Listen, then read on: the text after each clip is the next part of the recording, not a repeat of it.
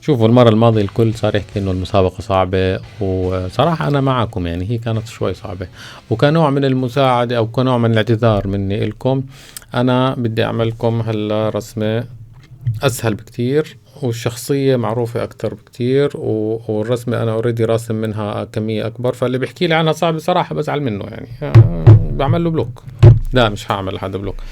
هلا الفيديو راح يضل لفترة لحد ما يصير في بعض الأجوبة، راح أخذ الأجوبة الصحيحة منها، بس لازم تعرفوا إنه الجواب هذا شرط مهم جدا، الجواب لازم يكون على اليوتيوب، كومنت على اليوتيوب.